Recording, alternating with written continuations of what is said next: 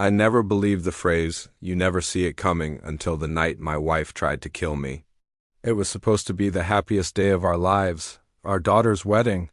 The kind of event you dream about for years. The venue was stunning stone stairs, warm lights, soft music floating through the garden. Everyone was smiling, everyone except her. I didn't notice it at first. I was too busy being a proud father, shaking hands and thanking guests.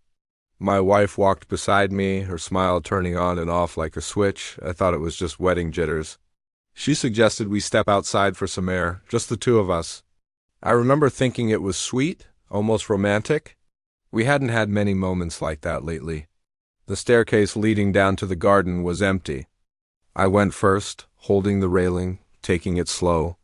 Halfway down I felt it, two hands, firm and sudden, pressing hard against my back. There was no slip, no stumble, just force.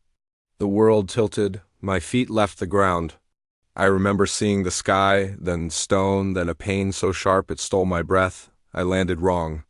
My leg twisted, something cracked, and I screamed. When I opened my eyes, I was at the bottom of the stairs, broken and bleeding. Above me, my wife was screaming too, but it wasn't panic. It was loud, dramatic, almost rehearsed.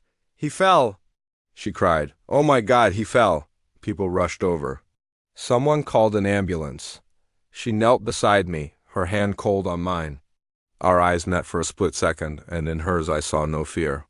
Only calculation. "You tripped," she said loudly. "I told you those stairs were dangerous."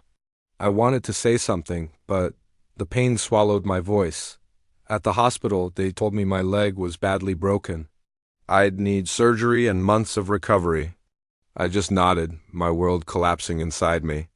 When the nurse asked if I wanted to see my wife, I said no. As soon as I was alone, I called the only person I trusted completely, an old friend who used to be an investigator.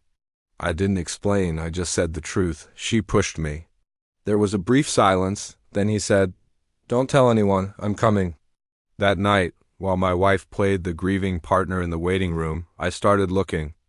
Bank accounts, transfers, insurance policies, things I should have checked months ago. The numbers didn't lie. Money was missing, large amounts, quietly moved. And there was a life insurance policy I'd barely remembered signing. The beneficiary was her. Only her. It wasn't an accident, it never was. The next morning, my younger daughter came to the hospital, pale and shaken. "Dad," she said, pulling out her phone. "I was recording the garden yesterday.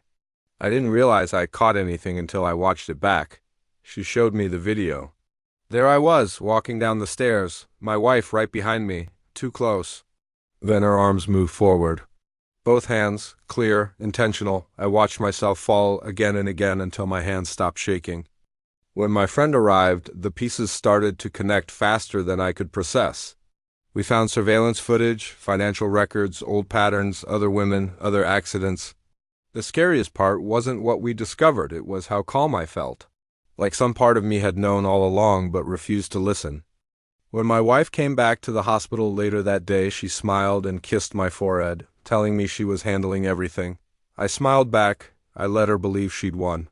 5 hours later, she walked into my hospital room and froze. Standing there with my friend were 3 men, men she recognized. Men connected to things she thought were buried forever. The mask slipped. The investigation moved quickly after that. Evidence stacked up, accounts were traced. Even her own sister came forward, finally breaking decades of silence. The truth was ugly, older than our marriage. This wasn't her first attempt. I just happened to survive mine. In court, she tried to cry and twist the story, but videos don't lie and paper trails don't forget. When the verdict came back guilty on all counts, she didn't look at me. I didn't feel victory. I felt relief.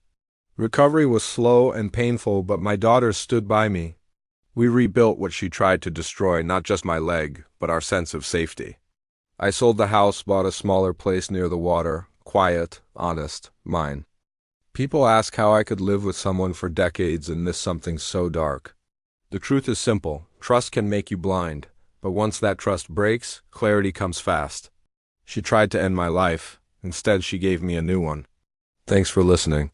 If you enjoyed this story, be sure to subscribe for more.